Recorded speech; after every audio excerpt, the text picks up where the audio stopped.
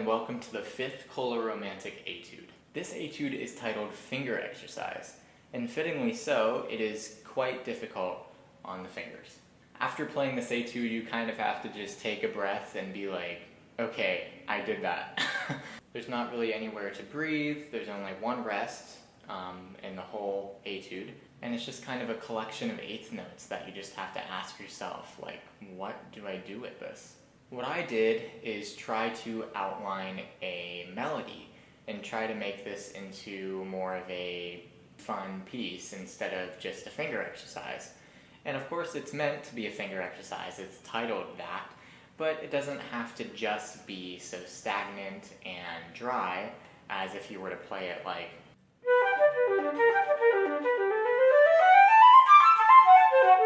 You know what I mean? Like, it's not fun, it's just kind of fast and bleh.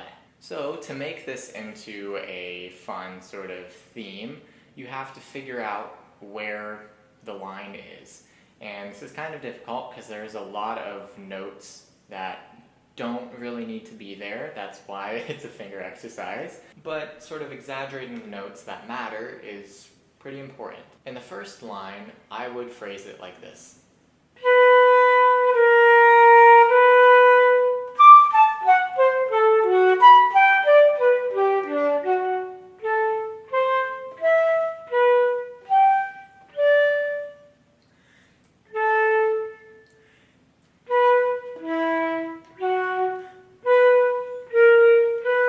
You get the idea.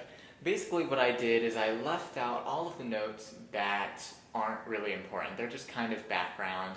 They're there to make it a finger exercise because they're difficult, and they're outlining the chord or the scale.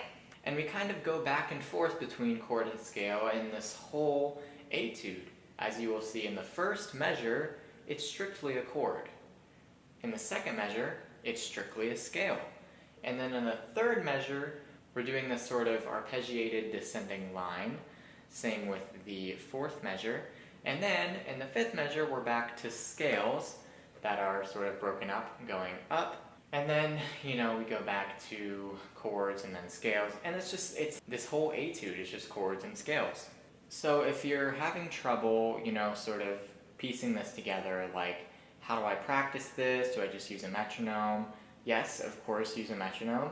But you can break it into smaller segments as well.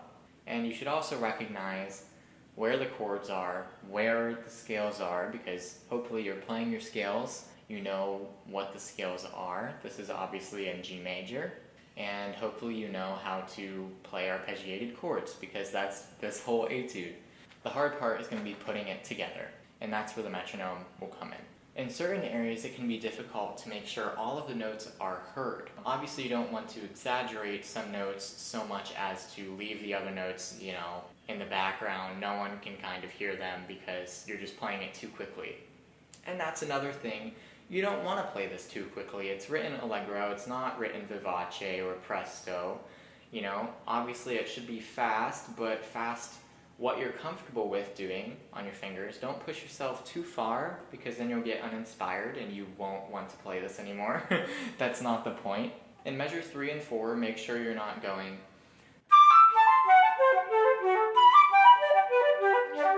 You want to make sure all the notes are heard.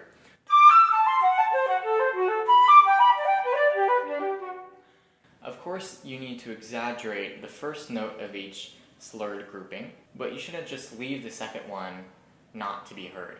And these measures are especially difficult because they're actually hemiolas. It's written in 4/4, but most of the measures are in groups of 3. You're basically just playing a series of triplets. But in measures 3 and 4, for example, they're still triplets, but we're making it in groups of 2. And this is kind of difficult to time it out. I would start not with the flute, I would start kind of beating on your chest, making sure you know the rhythm, so you're not slowing down or speeding up when you get to those hemiolas.